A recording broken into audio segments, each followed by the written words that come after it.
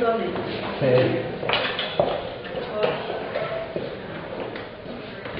well, welcome. Thank you for being here. If you're standing here, I need to go where I'm not breaking down the screen in front of you. Yes. Well, my name is Alberto Aveleyra. I'm an anthropologist. I have been working and studying ancient Mexico for 14 years, 15 years.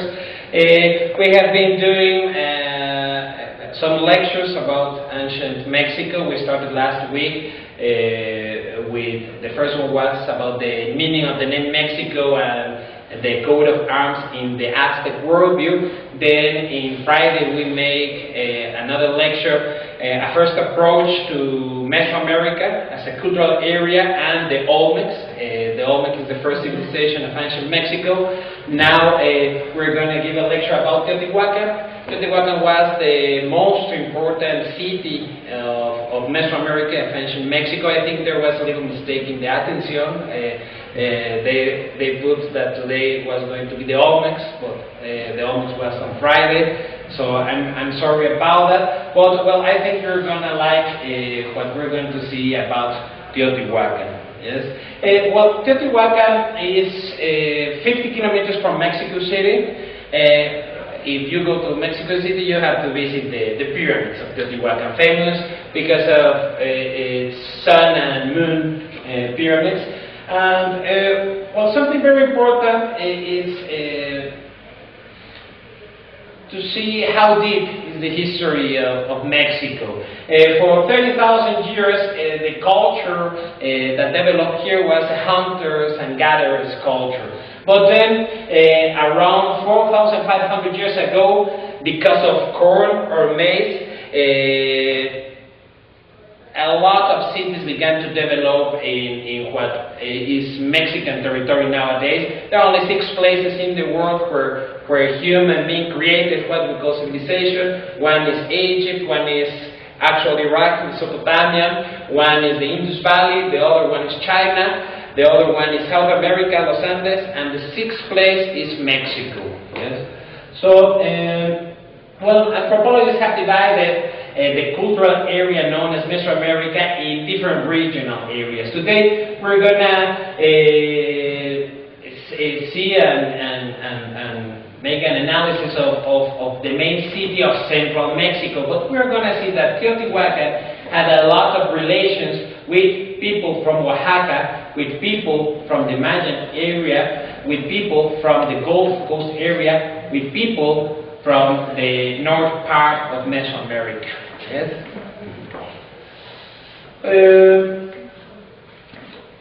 Teotihuacan developed around 2,000 years ago. Yes, Teotihuacan as a city was founded around the beginning of our era, 2,000 years ago, maybe a little bit before.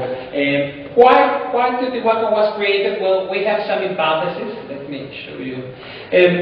This is an image of an archaeological site that is nowadays in the south part of Mexico City. Its name is Huicuilco, and that circular temple over there is dated 600 AD, 600 before Christ, sorry. And what happened with Huicuilco? Well, around 2,200 years ago, this little volcano here called the Xicli made an eruption. Yes. So many archaeologists think that all the people that lived here in Huicuilco after the eruption abandoned the place and went to Teotihuacan, yes, to found Teotihuacan.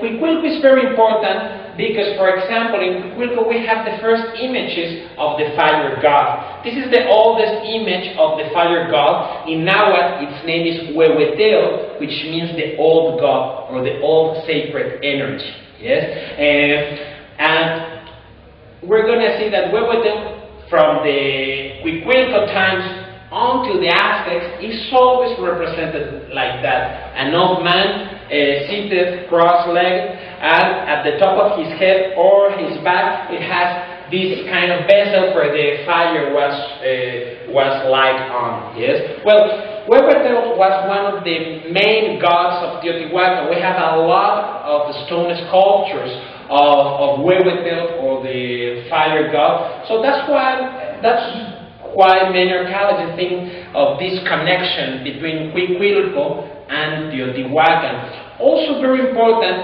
the circular temple of Cuicuilco has this arcastronomical relation. Yes, the sun rises exactly at the center of this temple, the 21st of March. Yes, so since the 600 before Christ, these people have developed this astronomical and calendaric knowledge that then was passed by from generation to generation, and that knowledge was fundamental for the design of Teotihuacan as a city. We're going to see that a little bit later. This is the basin of Mexico. This is a group of 5 lakes, and well, nowadays, instead of lakes, we have Mexico City, a lake of concrete. But well, this is maybe it's not very clear because of the light, but this is the island of Tenochtitlan of the Aztecs. The important thing here is these are different 3 periods of time. You know, the pre-classic, we're talking about 1000 before Christ until 400 before Christ. Then the classic period, from the beginning of our era until 600 after Christ, and then the post-classic period when the Aztec people were in this area of Mexico. So you get these little dots are the little archaeological, it's the archaeological places we have found. Yes. The interesting thing is, you can see in the pre-classic period we have a lot of small dots, a lot of towns. Cuicuilco is here, yes. But then when Cuicuilco had this eruption, we can see that not only Cuicuilco was abandoned in the next period of time, but many of these little towns were abandoned. And archaeologists think that all these people, because of some unknown reason, decided to abandon their original place of living, and they went to found Teotihuacan. Yes, Teotihuacan is around the 400 after Christ was a huge city. It has a population estimated in between 100,000, 150,000 people. In those times, Rome has a population of 30,000 people. So you can imagine the size of the city. Yes, and then around 650 AD, Teotihuacan disappeared, or Teotihuacan was abandoned. We don't know exactly why. Many people, many archaeologists think it was a conflict between different ethnic groups that were living in the city. Why? Because we have archaeological evidences of many burned palaces, yes, a symbol of war, but also it could be an ecological disaster. Imagine all the wood you need to cook the food for 150,000 people, yes. And nowadays, if you go to Teotihuacan, you're going to see a little bit desertic area, but that's the result of the last 100 years. A lot of industries are developing out there. It was very different in the times when Teotihuacan was a living city, and of course, they have many resources. A fundamental resource were all the lakes very close to the city. And then Teotihuacan disappears, and you can see that this great city disappears, and a lot of small cities and towns rise after Teotihuacan. So this is an image of the two main pyramids of the place, painted at the final part of the 19th century by Velasco. Jose Maria Velasco, one of the most important painters, Mexican painters of the last part of the 19th century. He was teacher of Diego Rivera in the School of Arts. Yes.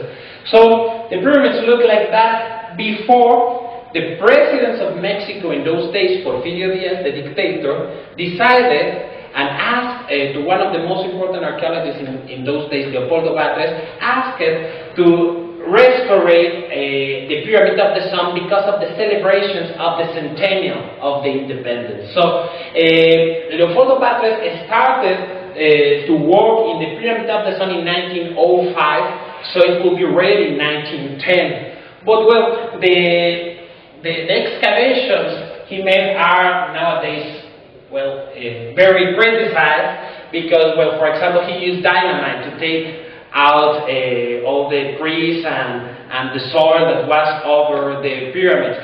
Now we know that this is the pyramid of the sun seen from the pyramid of the moon. This is the Avenue of Death, the main axis of the city. Nowadays this avenue is 2 kilometers long, but in ancient times it was 4 kilometers long. And well, now we know that because of the work of Batres, the pyramid of the sun was bigger than nowadays. Yes, but like the outer layer, we lost the outer layer of the pyramid of the sun.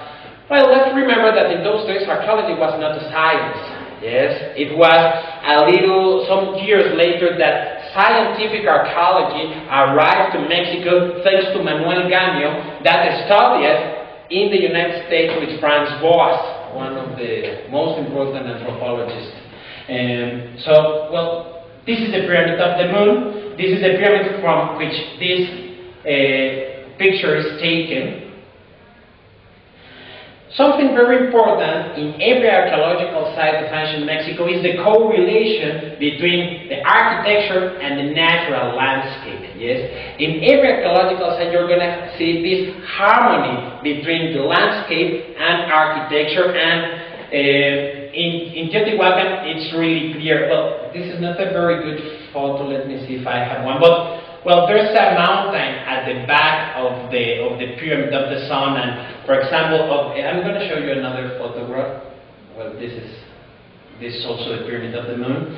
The pyramid of the moon is in the north part of the ceremonial center of Teotihuacan. This is the pyramid of the sun from other perspective. Again, well. Here it's not very clear, but there's a correlation between this hill at the back and the pyramid of the sun when you are looking to the pyramid of the sun from the pyramid of the moon. But here is more clear. Octavio Paz, Nobel Prize winner, Mexican writer, when he was in Teotihuacan, he thought that the Teotihuacan people managed to create what he called visual echoes. So there's like a visual echo between the pyramid and the mountain at the back, or in the other way, yes?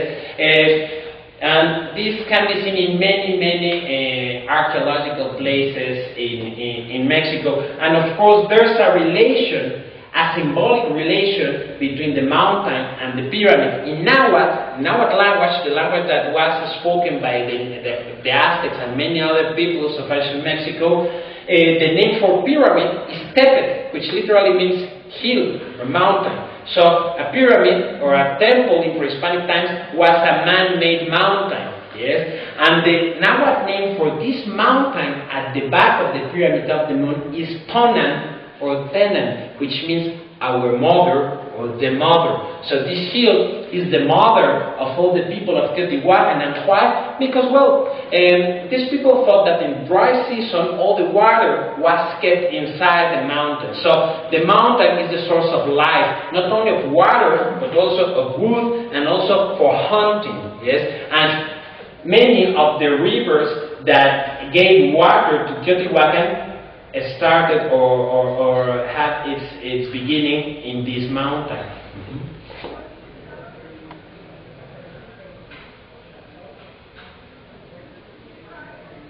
This is the third most important pyramid or temple in Teotihuacan. This is the Feather Serpent Temple.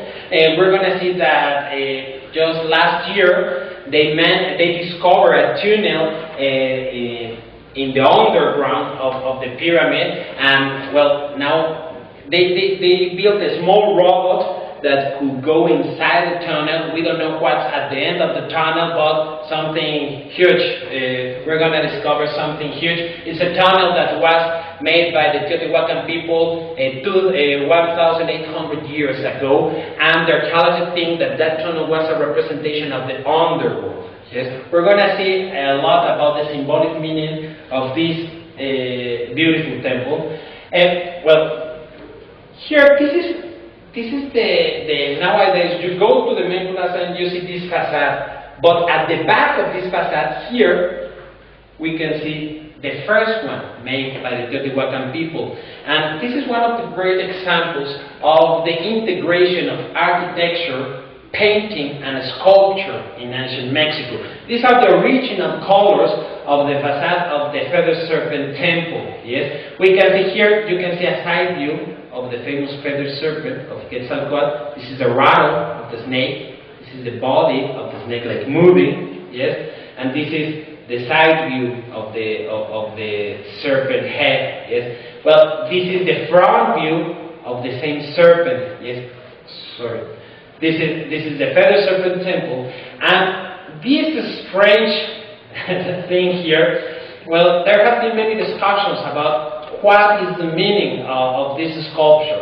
When this temple was uncovered in 1917, Manuel Gana, the one who excavated the place, thought that the Feather Serpent Temple was a temple dedicated to agriculture.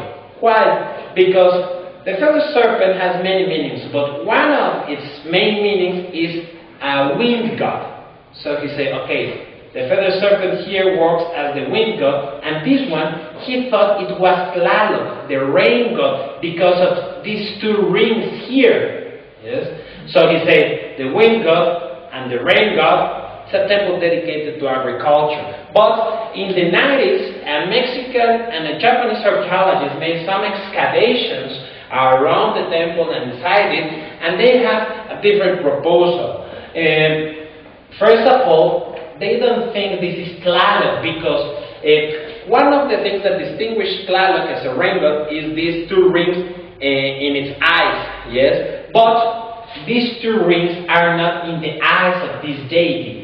The eyes of the deities are these ones here. Yes, and this is the upper part. Yes, this is a face of a crocodile without the lower jaw. Why we know that? Because then we found some mural paintings in other parts of Teotihuacan, and now we know this is a headdress of a crocodile that was used by many of the priests of ancient Teotihuacan. But why the crocodile? And why in relation with the feather serpent? Well, before or more important than being a wind god, Quetzalcoatl, the feather serpent, is the creation god.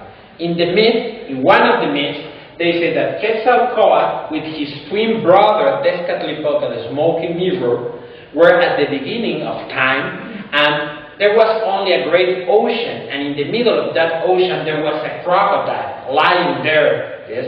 And they transformed themselves in serpents, and they went inside the crocodile body, and they stretched the body of the crocodile, and from the upper part they created the sky, and from the lower part they created the earth. Yes?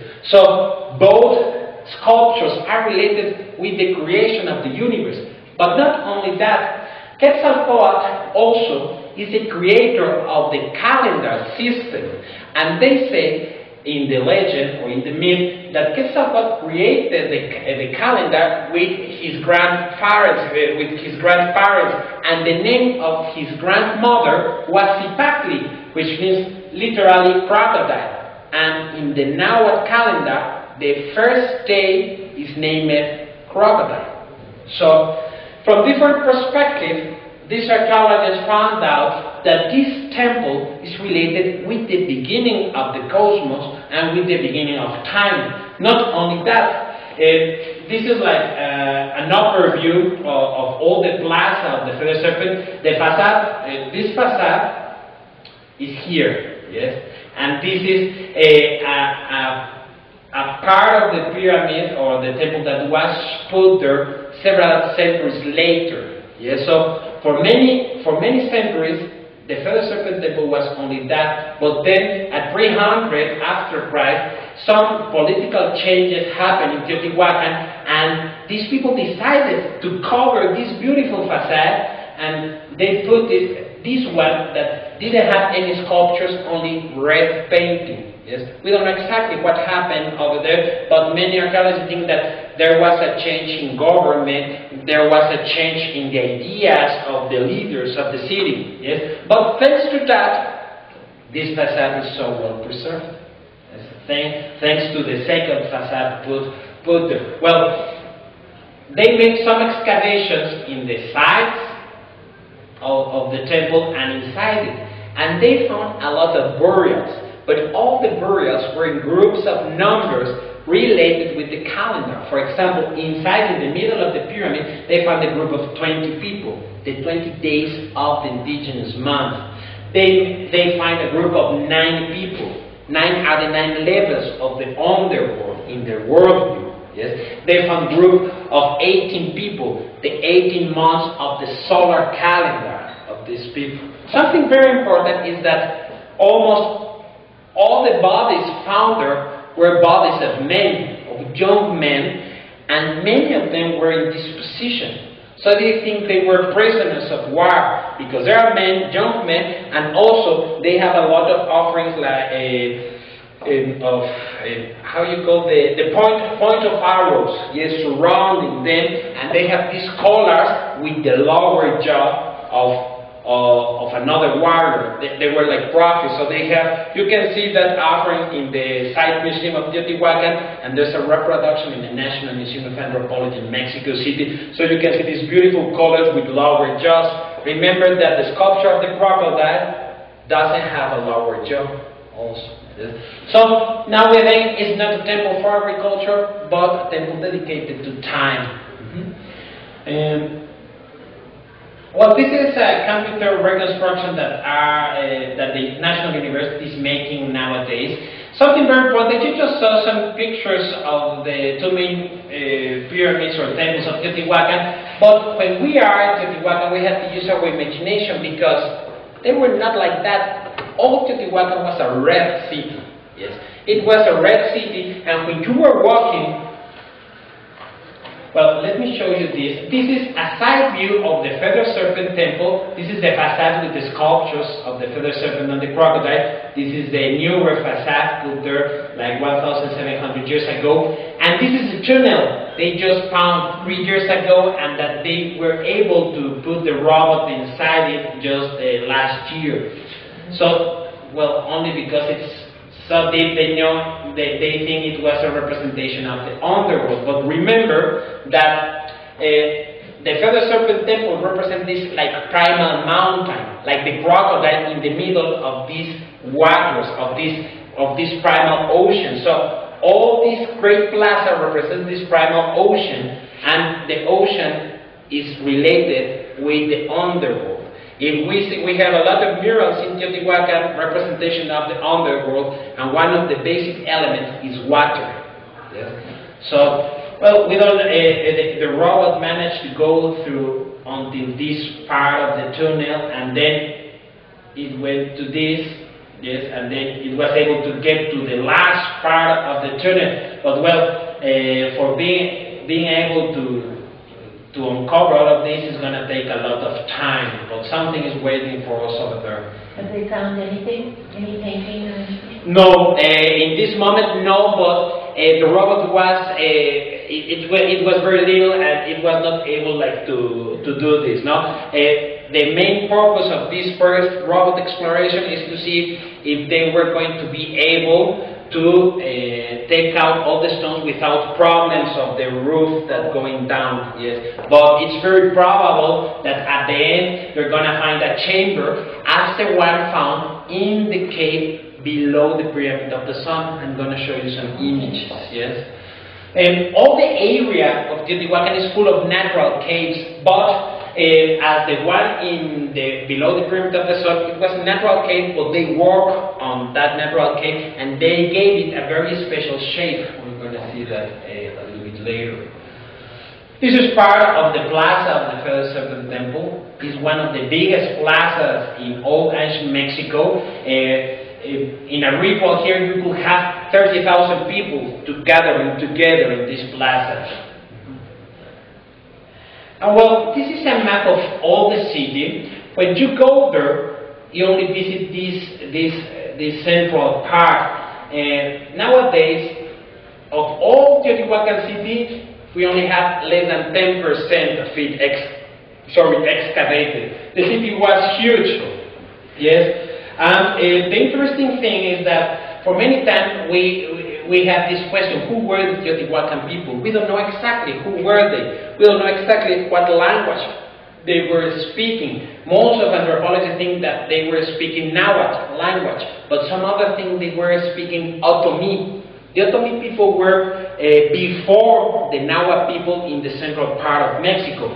Now we know that Teotihuacan was a multi-ethnic city. Why? For example, in this neighborhood here, we have people from Oaxaca. This is a Zapotec neighborhood. And why we know that? Because the burials are exactly the same as the ones we found in Monte Albán, in the Oaxaca region, with different kinds of gods than the ones we found normally in Teotihuacan. But, for example, in this area, we have a Maya neighborhood. In this area, we have Totonac, people from Veracruz, from the Gulf Coast area. So, Teotihuacan was a multi-ethnic city. It was like the New York of those days. People from all around the Mesoamerican area was getting to Teotihuacan, yes? And well, there are some traditions, for example, of the Hopis of the south part of the United States. The Hopis spoke about the mythical city called Calaguapi, the mythical Red City. And they say that in the migrations, the Great Spirit ordered them to do in the four sides of the world. They, in certain moment, they began all the migrations to get to this mythical place called Calaguapi, and that the people stayed there because there they will learn like pottery or the work of wood. Yes, they will learn how you say in English, not a job, trade.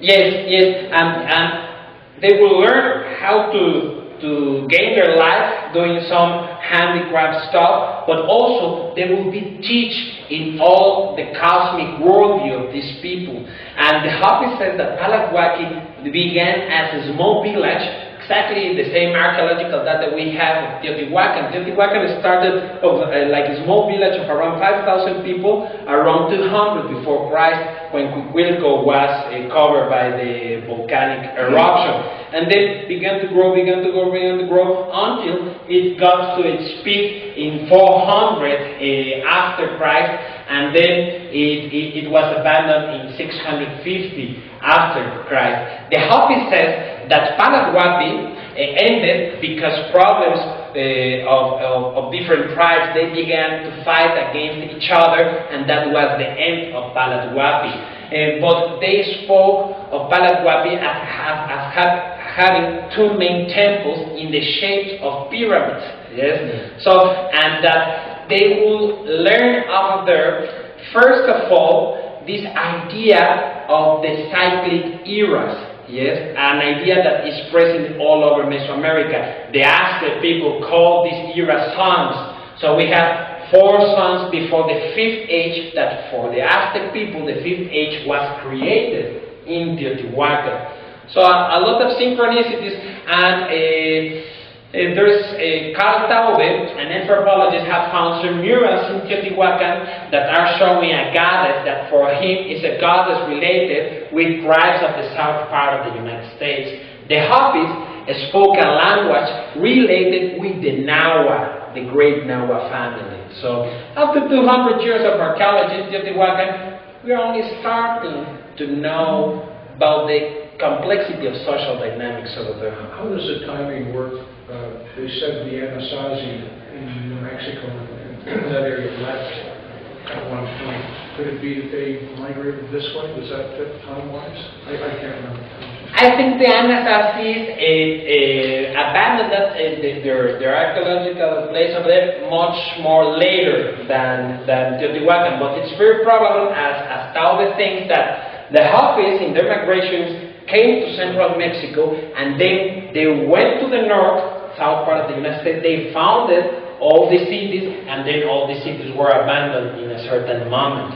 That could be, but you know, we haven't studied a lot the correlation of all the cultures of Mesoamerica and all the other cultural areas. Not only the south part of the United States, but for example, Peru and Bolivia. You know, there are many oral traditions nowadays that say that all the sages of all the Americas, or the Turtle Island as they call it, were gathered in Teotihuacan. Since 1992, they have been doing this ritual called the Journeys of Peace and Dignity, where runners from Alaska and runners from Patagonia began to run through all the main indigenous towns of America. They get all the staffs representing the spiritual power of these peoples, and they gather in Teotihuacan, first of all. Because why they began to do that? Because in 1992, some elders had this vision that they have to do this sacred pilgrimage to heal the earth, especially because of the Panama Canal. They say that the energies flowing from north to south were interrupted by the Panama Canal. So they first met in Teotihuacan, and the last Journeys of Peace and Dignity, they met in Panama. But they say that all the sages in those times in America gathered in Teotihuacan and also in Tiahuanaco in Peru. But well, that's an oral tradition. We will have to see if it checks with the archaeological data we have, yes? For example, we have the Huaves of Oaxaca. They say they were not original from Mexico, that they came by boat around the year 1000 after Christ from Peru because of some political problems. Or for example, the Purépecha language spoken in Michoacán state, very close from here, is not related with any of the 62 different Indian languages spoken in Mexico. The closest relation of the Purépecha is with the Aymara in South America. And not only the language is correlated, but also in the western part of Mexico, Jalisco, also very close from here, we have these shaft tombs, yes, with like a big hole, and then they have, it's exactly the same as the tombs used in Paracas culture south of Lima in Peru. Yes. So we need to work more in these cross-cultural relations.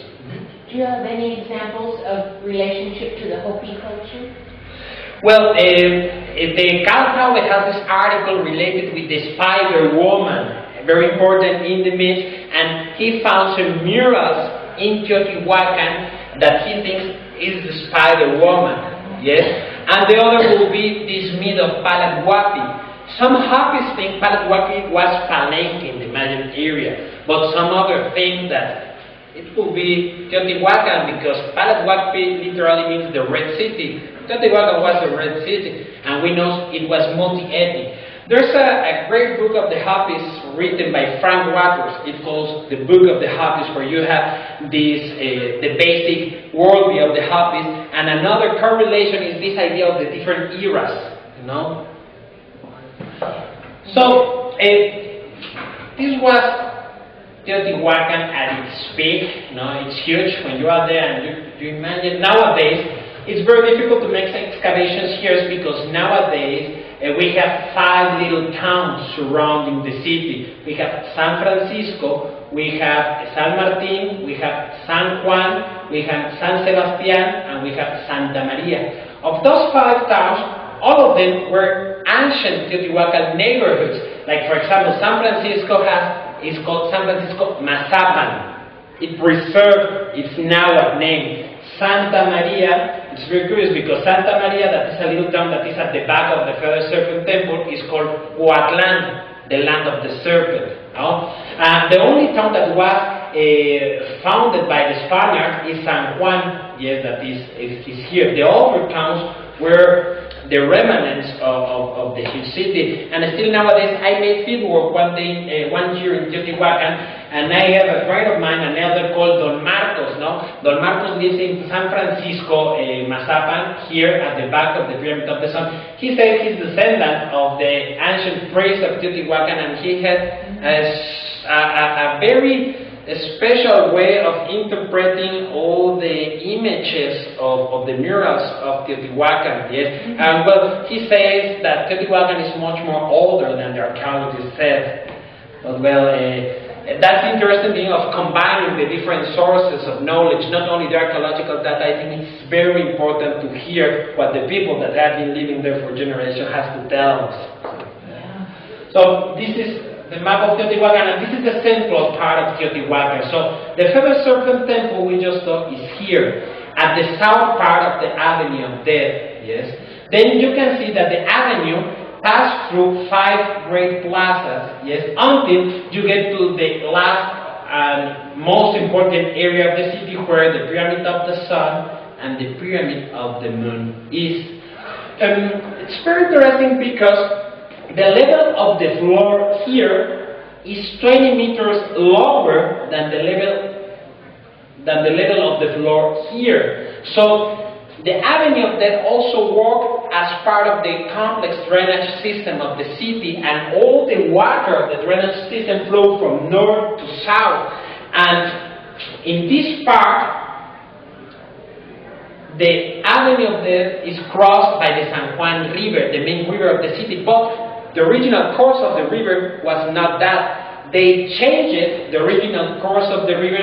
The river went like this and then would go like that, and they changed the original course so it could cross the Avenue of Death, and all the waters of the drainage system goes to the San Juan River.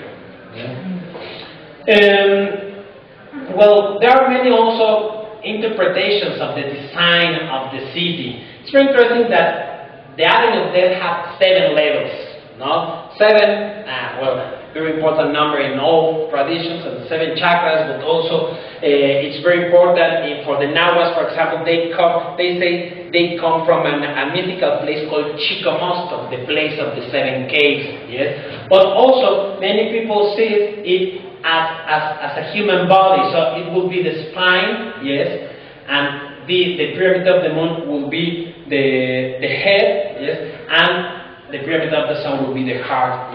If a human body will be lying like that, it will be like that. But also, some of them, they say it's like a corn plant. So the Pyramid of the feather serpent represents the roots of the plant. The river crossing, it represents the surface of the earth. The 5 classes represent like the different nuts the plant has. The Pyramid of the Sun will be the corn plant, and the Pyramid of the Moon will be like the upper part of the plant. Different perspectives, I don't know exactly. And something very important nowadays, this part of the archaeological site is a parking lot, but you can see it's very similar. It's a very similar plaza than this one. Archaeologists think this was the marketplace. So the first building made in Teotihuacan was the Pyramid of the Sun, yes? And it was the center of the city until 200 after Christ, when the center of the city changed to the Feather Serpent Temple. So they think this was the spiritual and political center in front of the economical center, the marketplace. Yes? But all the Avenue of Death is full of walls that we know that all those walls were full of mural paintings. So pilgrims from all over Mesoamerica will go there in pilgrimage. The main entrance was at the south, and they will be walking the Avenue of Death, but seeing, similar like this, the murals, the paintings about their ideas of the cosmos, their ideas of human beings. So they will be walking the Avenue of Death, learning about themselves, learning about the cosmos. Yes, that was one of the main things of Teotihuacan, and that's one of the reasons many archaeologists think that the writing system of Teotihuacan is not like, for example, the one of the Mayas. The Mayas were representing sounds in their writing system. The Teotihuacan people were representing ideas, and the big difference is that this writing system can be read no matter what language you were speaking. Yes. No matter if you spoke Maya or Zapotec or Totonaca or Nahuatl, you could understand that image because it was an ideographic system. They think that Teotihuacan used that system because of its multi-ethnic composition. I'm going to show you some mural painting images. This is the 16th century codex. As I was telling the other lecture, we have hundreds of codex that were made when the Spaniards arrived, yes, and there are codex that have this syncretism, integration of both traditions, the indigenous tradition and the Western tradition. This is a codex where we can see in a very simple way the 2 main pyramids of Teotihuacan and the symbol of the sun, the pre-Hispanic symbol of the sun. Yes? But we have another, it's not very good image, but this is the glyph of cave. So in the 16th century, they knew there was a cave below the Pyramid of the Sun, and we know that the Aztec rulers will go in pilgrimage each 20 days to the Pyramid of the Sun. We have chronicles that tells us that there was an oracle in the Pyramid of the Sun. When in the 70s, the cave below the pyramid was found, well, many archaeologists think that the oracle was inside that cave, yes? This is an image, this is a side view of the Pyramid of the Sun, and this is a cave. Yes? This is a cave. This is an upper view of the cave, and it's very interesting because it ends in a 4-petal flower shape. And why it's important? Because in many of the mural paintings of Teotihuacan, we have this 4-petal flower glyph. We have so many representations that many archaeologists think that it was the glyph name of the city. One very important thing, we don't know if Teotihuacan was called Teotihuacan, but it was a living city. Teotihuacan is the name used by the Aztecs centuries after Teotihuacan was abandoned to name the city. Teotihuacan means literally the place where men become sacred, or the place where men become gods. And the name is connected with this myth of the origin of the sun and the moon of the 5th era in Teotihuacan. Yes. But we don't know if that was the name of Teotihuacan in those days. But because of the shape of the cave and the relation with the 4-petal flower glyph, many archaeologists think that maybe that was the name of the city. So Teotihuacan was a pilgrimage place before they had the pyramids. It was a pilgrimage place to this sacred cave. Well, typical question about the pyramids. What's the relation of the Egypt pyramids and Teotihuacan pyramids? Well, this is a comparison of the Sun pyramid and the Cheops pyramid. The interesting thing is that the base is almost the same. You know, the base of the Pyramid of the Sun is 225 meters. The base of the Cheops pyramid is 226.5. Only 1.5 meters difference. Of course, the height is the huge difference. Nowadays, the Sun pyramid is about 65 meters. The Cheops pyramid is 144 meters. Another big difference is that the Cheops pyramid was built 2,000 years before than the Sun pyramid.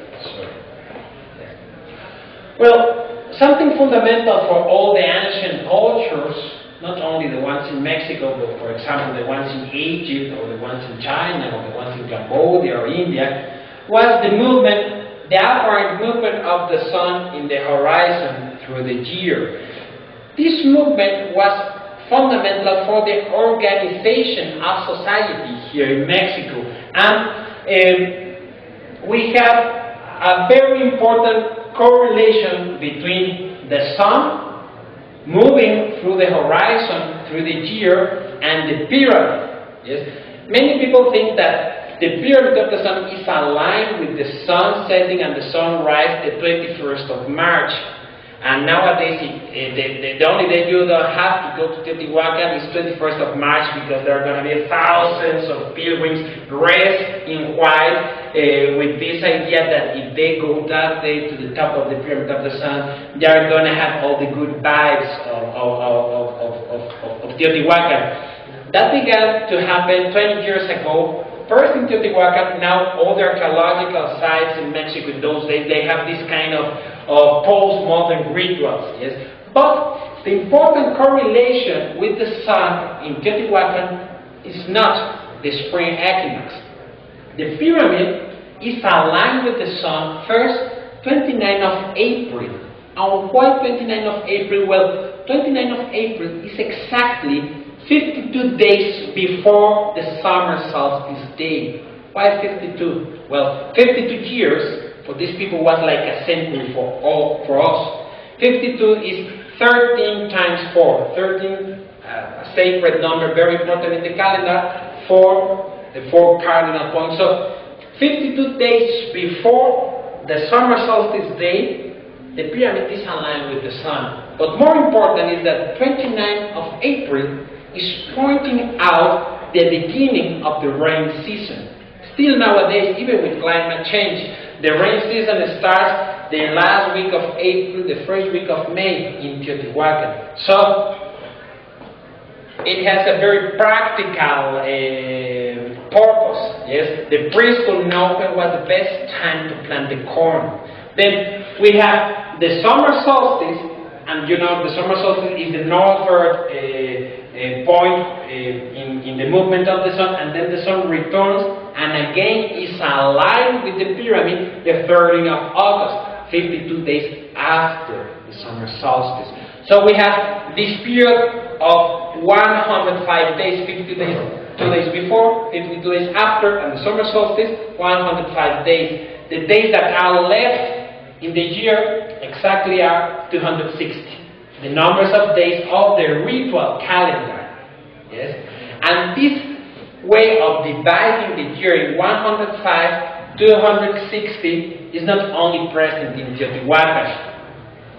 This is the spring equinox, one of the spring equinox. You can see all these little dots are persons, all dressed in white. It's very interesting because since the 40s, there was a very important movement, social movement, that tried to rescue all the ancient roots. Yes, it's a movement associated with the dancing. A lot of the dancing we can see here in San Miguel. But the interesting thing is that they began to combine the oral traditions with the new anthropological and archaeological knowledge that was generated in that first decade. And now it's a really strong social movement going on all not only in Mexico, also in the United States, for example. No, they have they call the United States like the mythical Aztlan. No, like if they were returning to the mythical place where the Aztec began their pilgrimage. So. And the ritual use of pre-Hispanic monuments in a modern way also I think it's a very important issue to study and to analyze and try to understand it. This is another map of Teotihuacan. This is the Cerro Gordo, the fat hill that was at the back of the Pyramid of the Moon. This is another sacred hill called Malina Tepec, and this is the other sacred hill of Teotihuacan, the Paz La Chique. No? This is Jim Morrison in the Feather Serpent Temple. He was there with the feather serpent, with the crocodile. The influence of Teotihuacan expanded to all over Mesoamerica. So we can see the architectonic style created in Teotihuacan all over Mesoamerica. Yes. Let me see if I have another. For example, this is Chichen Itza. Now, Chichen Itza was built centuries after Teotihuacan, but the important thing of Chichen Itza is the combination of the Maya and the Toltecs. Who were the Toltecs? There have been discussions for the last 50 years because in the historical chronicles, in historical sources of the 16th century, they say the Toltecs were the people living in Tula, the city that began to develop after Teotihuacan fall. But Laurent Sejourné, a great French archaeologist, said no.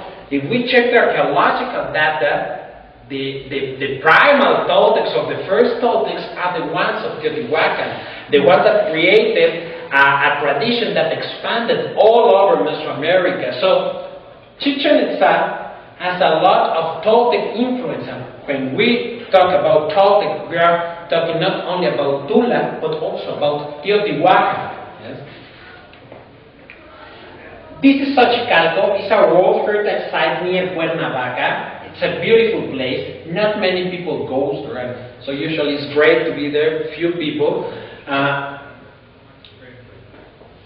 They built an astronomical cave. This is the astronomical cave. So the sun goes inside this hole in the roof of the cave when exactly 29th of April, yes? But when you get to the winter, the summer solstice, the shape of the light beam becomes a perfect hexagon. And then you can see the light until the 13th of August, and then no more light beam. So these people developed centuries after Teotihuacan, but they inherited the same knowledge. The knowledge they are using in this astronomical case came from Teotihuacan. This is the Feather Serpent Temple in Xochicalco. Here is not very clear, this is a serpent, but the interesting thing is that here, let me see if I put, yes. This is the Feather Serpent Temple of Xochicalco, and you can see a priest here with a feather serpent headdress, yes? But surrounding the pyramid, we have a lot of priests also in the upper part, but they are all of different traditions. And the thing is that here, this is a calendaric date. This is a bar representing 5 as in the Mayan area, yes? But we have another, let me see if I put, but for example, this is typical Maya writing system, 5 and 4, yes? But there's, for example, here, all these little dots, in this writing system, they are not using the bar. This is a writing system from central Mexico. This is a writing system from the Mayan area. But we can find also Zapotec system. So this also was a multi-ethnic city, but the style generated after Teotihuacan is very eclectic. The style, when Teotihuacan was a living city, was like very homogeneous, you know, like you can see that the source of knowledge was Teotihuacan, expanding to all the cities. After Teotihuacan, we can see the combinations of knowledge of different areas, creating a very eclectic style in architecture and art.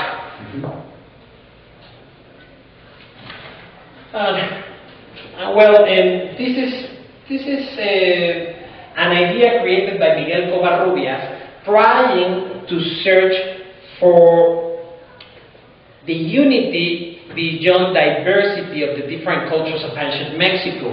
This is Covarrubias thought that the rain god Tlaloc of the Aztecs developed from the jaguar god of the Olmecs. So here we can see 3,000 years of civilization, yes, and he's trying to make the connection of how the jaguar god of the Olmecs transformed in the rain god of the Mayan area, of the Oaxaca area, of Teotihuacan. This is the rain god of Teotihuacan until we get to the rain god of the Aztecs. Yes.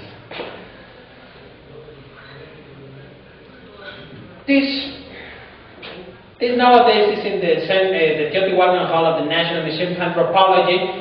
This is a sculpture related with the sun, but the sun as the underworld sun. You can see the skull, and again this omnipresence of death in the iconography and the idea of the universe these people have. Yes. Is the sun the source of life, but represented as a skull? Yes. So we're gonna see that idea is always present.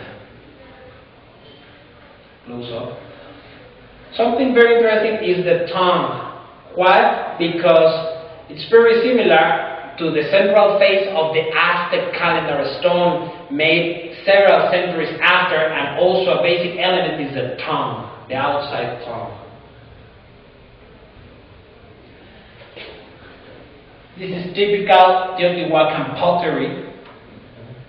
This is a typical Teotihuacan face. You're going to see it like in an inverted triangle. Also some examples of figurines. This is an obsidian figurine. Obsidian was fundamental for the economics of Teotihuacan. The mountains surrounding the city are full of obsidian mines. In those years, obsidian was so important as metal or steel for us today. If you wanted to cut something, you needed an obsidian knife. So Teotihuacan traded for goods of all around Mesoamerica and exchange it for the obsidian they have in a great amount. So obsidian, without obsidian we cannot understand the economic dynamics going on between Teotihuacan and the other capitals of ancient Mexico.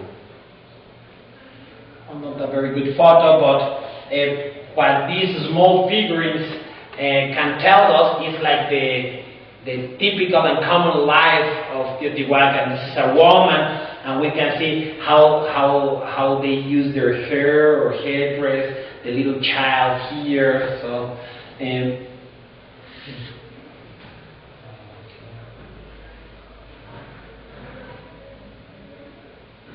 So we have these two different types of figures. This like typical priest, very dramatic, and these of the everyday life. And both of them give us a lot of information about what was going on in this place 2,000 years ago. This is the Tlaloc of Teotihuacan. You can see the rings in the eyes, yes, and the headdress of quetzal feathers. We have a lot of representation, and this is the typical Teotihuacan vessel. They always have this kind of shape, and it has 3 feet. It's the typical. So whenever we found this kind of vessel in other parts of Mesoamerica, we know they have this contact with Teotihuacan, and we have found a lot, for example, in Tikal, in Guatemala. This is Chalchihuitlique, the goddess of terrestrial waters. It was found at the side of the pyramid of the moon. A very important element is this little hole here. We know that in that hole they will put a jade stone, this green stone, because the green stone represents the human heart. Yes? So they say that when you die you will have to cross the 9 levels of the underworld, and in the 9th level you will face the dead god, and you will have to give your heart. Instead of your heart you will give the jade stone. Very similar to this Egyptian myth of the soul going in front of a series and measuring their soul with a feather. This is massive. This is like more than 2 meters tall and very heavy. This is a female body. You can see here her vagina and her breast. This was recently discovered